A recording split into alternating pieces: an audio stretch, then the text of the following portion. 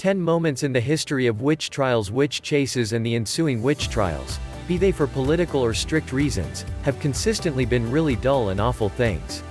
Since the commencement of the world, innocent individuals, overwhelmingly ladies, have been interrogated, rebuffed, tormented, assaulted, and surprisingly killed, all under the assumption that they rehearsed a type of mysterious magic, or witchcraft. The bent, odd, peculiar, and uncommon disciplines for these individuals were often painfully sluggish and similarly cruel.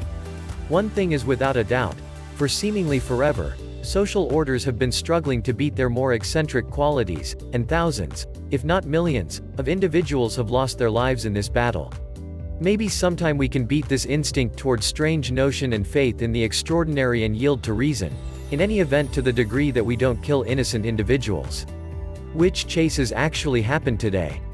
We're all very acquainted with the Salem witch trials of Massachusetts, yet such trials have a long and profoundly disturbing history.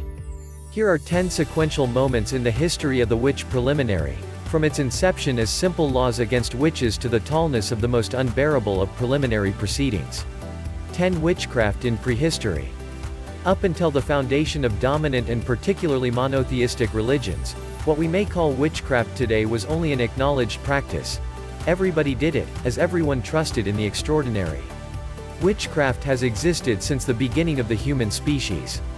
Indeed, we can really demonstrate that witchcraft was a thing before human advancement and written history through the examination of cavern paintings, which have portrayed different rituals being led for different reasons, similar to a plentiful chase. We additionally realize that shamans were said to have unique contact with the divine beings, the spirits, the powers of nature, and so on, and employed impressive social force for their apparent abilities. 1. Rock and stone craftsmanship mentions to us what these individuals resemble, and it's protected to expect to be that, while they were exceptionally worshipped, they weren't infallible, which implies that they needed to deliver results. On the off chance that they didn't, it's anything but a far stretch to expect that, in a grisly, ancient world, these individuals would once in a while be killed. 9. Antiquated Babylon. Like such an extensive amount the narrative of human progress, from brew to sex ceremonies to the beginnings of archived prostitution, the history of the witch preliminary begins in antiquated Babylon, and we know this from the Code of Hammurabi. Carved during the rule of King Hammurabi of Old Babylon, who administered from around 1792 to 1750 BC, the code contains 282 separate laws which represented the lead of the day. Among them is conceivably perhaps the most punctual law against witchcraft to at any point exist, which set up for additional laws to come later. In the event that anybody brings an allegation of witchcraft against a man, and the denounced goes to the stream and jumps into the waterway, on the off chance that he sinks in the stream, his informer will claim his home. In any case, if the waterway demonstrates that the blamed isn't liable, and he gets away from safe, then he who had brought the allegation will be killed, while he who jumped into the stream will claim the house that had a place with his accuser. 2. This was not the main known instance of the preliminary by water, where a witch is compelled to bounce into or was even tossed into water to test and check whether the person endures. The old Sumerian Code of Ur-Nammu, presented above, contained a similar law, and these were the modest beginnings of a few awful things which would continue on for quite a long time, to be specific the preliminary by water and the witch preliminary. 8. Antiquated Rome. We should avoid forward to 331 BC, in the best-in-class universe of antiquated Rome, where somewhere in the range of 170 or so ladies have been attempted and seen as liable of witchcraft, and are presently going to bite the dust for the wrongdoing. In those days, Rome was offbeat and not exactly the force to be reckoned with it would at last turn into. The unassuming foundations of medicine, mainly consisting of spices and other plants, weren't by and large any place close logical by any stretch of the imagination, and there was a great deal of mystery and experimentation involved in their medicine. But more than 100 years prior, around 450 BC, the Law of the 12 Tables, the principal known composed overall set of laws of Old Rome, had been made. This was, obviously, the beginning of the whole legitimate design that would turn into that of the Roman Empire which developed around it. Furthermore, included in the Law of the 12 Tables, similar as the Bill of Rights in the United States or the Ten Commandments in the Holy Bible, were basics of lead. Furthermore, in these sets of principles were laws against witchcraft. These laws from more than 100 years before would be utilized in 331, and after an obscure pandemic of passing struck Rome abruptly, 170 ladies would be attempted and executed for conspiring to submit a mass poisoning. 3. This is one of the primary known recorded mass witch trials in history. 7. The Bacchanalia.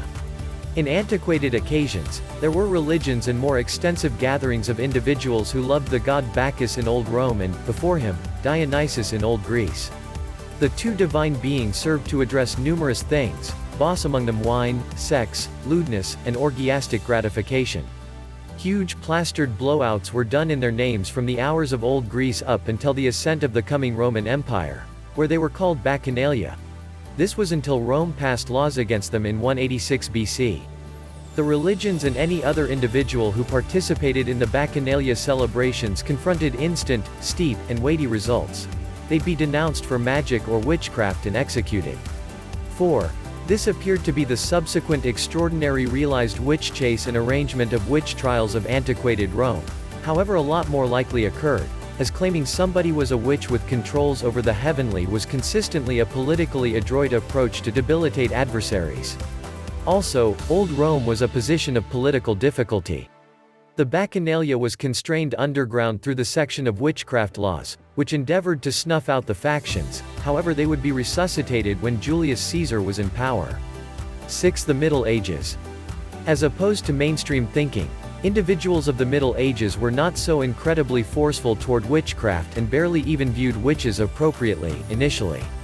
5. Saint Augustine of Hippo, portrayed above, who lived in the 5th century, was an incredible and influential thinker who rose with the rising tides of Christianity, and he genuinely accepted that anything agnostic was profane as well as of Satan, and accordingly, the link between anything medium or outside of the overall system of the Christianity of the day with evil was cemented.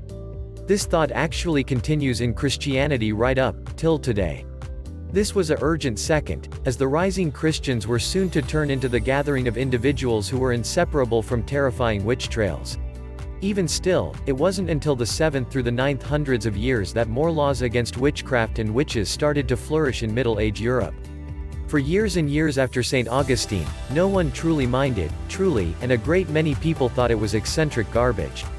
After the laws were passed, nonetheless, individuals started to trust in enchantment, witchcraft, and particularly magic, or maleficium, and professionals of such were increasingly thought to be moved by the devil. 5. 13th century. Unfortunate 13. The 13th century saw an extremely sharp increase in notions surrounding witches and the genuine beginnings of their mistreatment on account of the Church. Popes and strict figures started attacking and demonizing any individual who rehearsed any kind of wizardry or custom outside of Christian petition. The Roman Catholic Church started the Inquisition officially in 1184 under Pope Lucius III, and another arrangement of laws would be raised to battle any strict difference all through Europe. 6. This gave legal ability to chase and indict witches. And afterward Pope Gregory IX, portrayed above, raised the principle decided in 1227, giving them control over nearly everything for the sake of the Inquisition. This is the point at which the genuine torment of the blasphemers would begin. The Inquisition would move into the 14th century and get going with a church political move in 1307, the preliminary of the Knights Templar. Now, blasphemers were attempted to a great extent, however the witch preliminary, as far as we might be concerned, in the entirety of its abhorrences, was as yet in its infancy. The Spanish Inquisition would take things up a score and started using fierce torment strategies to draw out admissions from suspected witches, yet even this was only the beginning of what was to come. 4. The early modern period. The early current time of Europe, spanning from around 1450 to 1750, saw a huge increase in witch trials. During this time, around 100,000 individuals, generally ladies, were associated with witchcraft. A big part of them were executed, commonly by burning at the stake. 7. Many of these homicides occurred in Germany, with two especially merciless regions being Trier and Würzburg, and in 1589, 133 individuals were killed by the hands of the state, at the command of the Church, in one single day. Germans were killing those they dreaded were witches mercilessly. In 1629 alone, 279 individuals were executed for being witches in these areas. The thought that any witch, regardless of what their identity was or what they resembled, should have been executed, fanned out through Europe quickly. Before long, every country from Scotland to Switzerland was killing individuals altogether. Many huge witch trials occurred all through Europe as the fever of doing so set in. Sadly, thousands lost their lives to such an extent as being associated with witchcraft. This produced another profession of witch trackers, who searched for the alleged devil's mark on individuals, and anybody with any kind of markings would never genuinely be protected. The state and church combined, at that point, were distraught with power. Connecticut persecution mania soon spread to America, and witches were being sought out, witch hunters employed, devil's marks being supposedly found on just about anyone, and executions carried out, mainly, again, by burning at the stake. Connecticut was the first area particularly hit hard by this hysteria and bloodlust. 8. Alice Young became the first known victim in Hartford in 1647, and from there, the people of Connecticut began killing others like had happened across the Atlantic in Europe for centuries. Several towns started mass hunts and witch trials, complete with executions and purges. Pretty much anyone could level an accusation at someone else of being a witch and, with the requirement of only needing one witness, push the state to its methods of scare tactics and torture to obtain a confession. The first recorded witchcraft confession in Connecticut came from a woman named Mary Johnson in 1648. The subsequent years saw many more brutal executions following confessions made under extreme duress. This went on until Governor John Winthrop enacted a new law in Connecticut in 1662, stating that 2, not 1, witnesses were necessary to secure a conviction of witchcraft.